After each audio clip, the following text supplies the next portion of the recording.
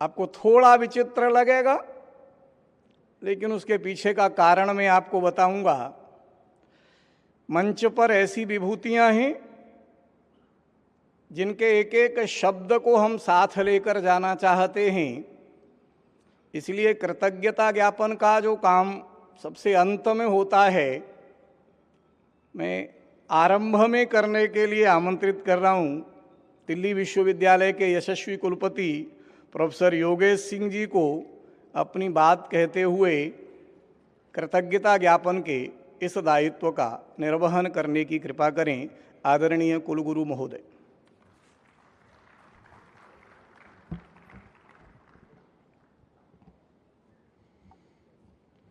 नमस्कार। दिल्ली विश्वविद्यालय में मैं आप सभी का अभिनंदन करता हूं और स्वागत करता हूं। परम पूजनीय, आदर, सम्मान और गर्व के योग्य डॉक्टर मोहन भागवत जी, सरसंघ चालक, राष्ट्रीय स्वयंसेवक संघ, पूजनीय स्वामी अवधेशानंद जी गिरी महाराज, आचार्य महामंडेश्वर पंचदशनाम जूना अखाड़ा,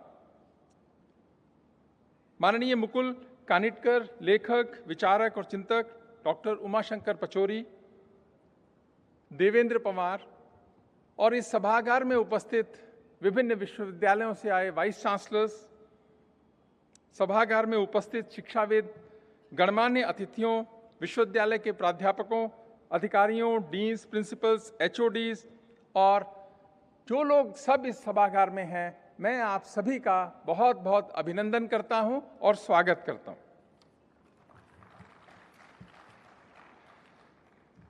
100 वर्ष पुराना है दिल्ली विश्वविद्यालय और देश का एक प्रतिष्ठित विश्वविद्यालय है, और उस विश्वविद्यालय में आदरणीय मोहन भागवत जी का आना एक अविस्मरणीय पल है हम सबके लिए। पूरे विश्वविद्यालय परिवार की ओर से पूरे कृतज्ञता के भाव से आपका मैं आभार व्यक्त करता हूं कि आपने आज समय निकाला। आपकी प्रेरणादायी उपस्थिति से हम सभी अभिभूत हैं। मैं गोपाल दास नीरज की कुछ पंक्तियां मुझे ध्यान आती हैं कि मैं तूफानों में चलने का आदी हूं, मैं तूफानों में चलने का आदी हूं, तुम मत मेरी मंजिल आसान करो, है नहीं स्वीकार दया अपनी भी, तुम मत मुझ पर कोई एहसान करो। ऐसा व्यक्तित्व है आदरणीय डॉक्टर मोहन भागवत जी का। और आज के इस महत्वपूर्ण कार्यक्रम में संत सानिध्य के रूप में पूज्य स्वामी अवधेशानंद जी गिरी महाराज की महनीय उपस्थिति हम सबको बहुत ही संबल प्रदान करती है। महाकवि तुलसीदास की कुछ पंक्तियां मैं उनके लिए कहना चाहूंगा कि संत मिलन सम सुख जग नाही, ये सही चरितार्थ होती हैं कि संत मिलन सम सुख जग नाही, संतों से मिलने से बड़ा कोई सुख नहीं है। तो आज ये इतना अच्छा दिन है, विश्वविद्यालय भी अभिभूत हुआ। आदरणीय मुकुल कानिटकर जी ने प्राण विद्या का एहसास कराया और अपनी बात रखी। तो मैंने जब इस किताब को पढ़ने गया तो मुझे पता था कि हम लोग करते क्या है, घरों में हम शीशे लगाते हैं और शीशों के आगे पर्दे लगाते हैं और उनको बंद रखने का प्रयास करते हैं कि धूल ना आ जाए। जब मैंने किताब पढ़ी तो मुझे लगा कि ये तो कुछ गलत सा हो रहा है, हम कर रहे हैं। तो एक शिक्षा तो मैं ले गया कि सुबह उठते ही मैंने पहले पर्दे खोल दिए और सूर्य के प्रकाश को घर के अंदर, कमरों के अंदर आने दिया। ये किताब का छोटा सा प्रभाव है और मैंने मुकुल जी को सुबह बताया भाई कि ये पढ़ने के बाद हुआ। और जब किताब पढ़नी शुरू करी तो उसमें पहला ही वाक्य है, क्या वाक्य है? जानो तब मानो, जानो तब मानो। आज की जो पीढ़ी है ये तो बड़ी तर्क प्रधान पीढ़ी है, और खासकर जो विश्वविद्यालयों में है इनको तो तर्क की और ज्यादा आदत है कि बताओ कैसे, इसके पीछे का क्या रहस्य है, हमको बताओ, समझाओ। यह बात अगर बात सनातन परंपरा की है और भारतीय परंपरा की है तो ये जो आग्रह है ना पीछे की बात जानने का, ये और बढ़ जाता है और कभी कभी ये आग्रह दुराग्रह में भी परिवर्तित हो जाता है। इंग्लिश में लिखी हर बात को सच मानना और हिंदी, संस्कृत और अन्य भारतीय भाषाओं की लिखी बातों पर संशय और तर्क करना ये एक सामान्य सी बात है। विश्वविद्यालयों में, शिक्षा के मंदिरों में ये और ज्यादा है। अच्छी बात है, तर्क की अपनी शक्ति है, लेकिन तर्क जो है एक सीमा तक ही सही है, और यदि हमारा मन ठीक है तो तर्क का महत्व भी है। एक बात मैं उसमें पढ़ रहा था, मुकुल जी आपने किताब में लिखी कि हम जो अन्न ग्रहण करते हैं वह वनस्पति से मिलता है, ये सही बात है, हम जो अन्न ग्रहण करते हैं वनस्पतियों से मिलता है, और शाकाहारियों का सारा अन्न वनस्पति से मिलता है। ये तो कोई खास बात नहीं थी, पर इससे आगे जो मैंने बात पढ़ी तो मुझे बड़ी हैरानी हुई और अच्छा भी लगा। इन्होंने कहा मांसाहारी भी उन प्राणियों का मांस खाते हैं जो शाकाहारी हैं, अतः उनका अन्न भी वनस्पति से ही आता है। तो मैं सोचने लगा कि भारत में क्या ऐसा होता है? तो सामान्यतः भारत के संदर्भ में बात ठीक है कि जो मांस भी उन जानवरों का खाया जाता है या उनका खाया जाता है जो शाकाहारी हैं। ऐसी नई सी बात मुझे पता लगी। विश्व के संदर्भ में शायद पूरी ठीक ना हो, पर भारत के संदर्भ में काफी हद तक ये बात ठीक है। प्राणवायु का एहसास कराया। ऑक्सीजन जो है वो प्राणवायु है। प्रवहति इति प्राणः, जो प्रवाहित होता है वह प्राण है, वह स्थिर नहीं रह सकता। इसी कारण से इन्होंने कहा कि उसका सदुपयोग करो। जब हम पुस्तक को पढ़ेंगे, मैंने कहा मैंने एक बार पढ़ी, मुझे कम समझ आई, अभी दूसरी बार भी पढ़ूंगा, कि उसका सदुपयोग करो।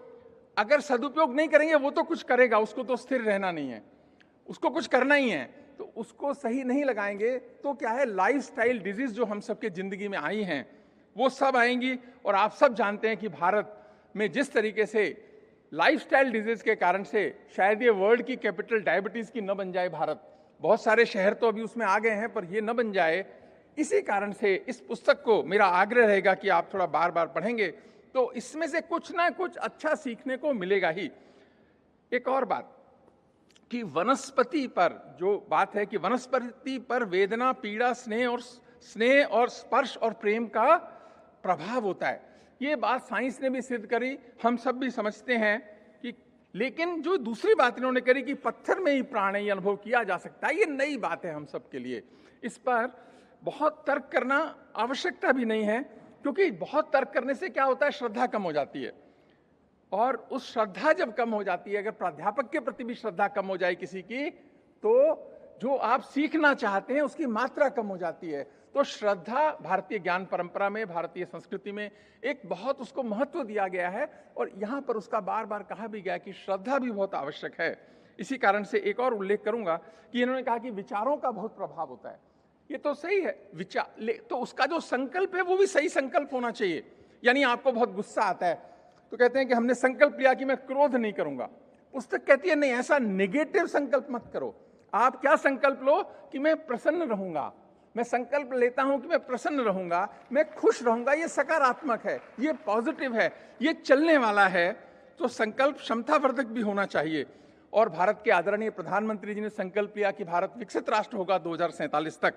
ये पॉजिटिव ग्रोथ ओरिएंटेड संकल्प है। तो ये भी एक नई बात पता लगी कि जो संकल्प भी हैं वो नहीं वाले नहीं होने चाहिए, वो हाँ वाले, आगे बढ़ाने वाले, आगे वाले होने चाहिए। लेकिन केवल सोचने और संकल्प से भी काम नहीं बनेगा। पुस्तक पढ़ें कई बार, प्रैक्टिस करें बार बार। इन्होंने शुरुआत तो कराई आज आपको प्रैक्टिस करा के, तो प्रैक्टिस करेंगे तो ये पुस्तक जीवन बदलने की क्षमता रखती है।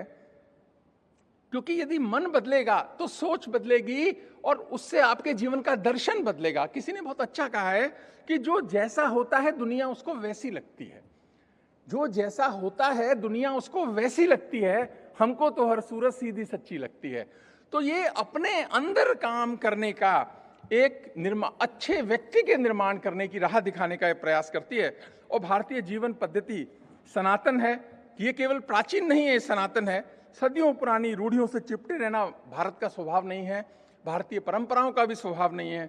इसी कारण से सनातन है, चिरंतर है, शाश्वत है, तभी तो इसे ये सनातन है।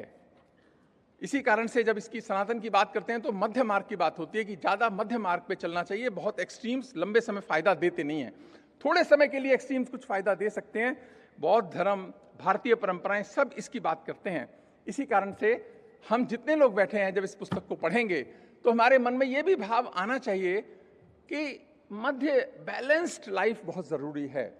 इसी कारण से जब किसी ने कहा कि जिंदगी में ऐसा करें कि काम दोनों का चलता रहे, जिंदगी में ऐसा करें कि काम दोनों का चलता रहे, हवा भी चलती रहे और दिया भी जलता रहे, ये बहुत आवश्यक जीवन का मूल तत्व है कि हम बैलेंस करें। किताब ऐसी सोच बदलेगी, ऐसा मेरा मानना है।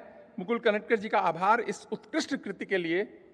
हमारे जीवन को यह पुस्तक अच्छा करेगी, इस विश्वास के साथ मैं आप सबका पुनः दिल्ली विश्वविद्यालय में स्वागत करता हूं, अभिनंदन करता हूं और एक आपसे मैं रिक्वेस्ट भी करता हूं इस किताब को पढ़िए ज़रूर। मैं आपको भरोसे से कह सकता हूं कि आपकी ज़िंदगी में कुछ ना कुछ बहुत अच्छा होगा, लेकिन पढ़ना श्रद्धा के भाव के साथ में। उन्होंने तर्क की बात की, पर श्रद्धा के भाव से पढ़ेंगे तो उसका इम्पैक्ट बहुत ज़्यादा होगा। आप सभी का पुनः बहुत बहुत आभार।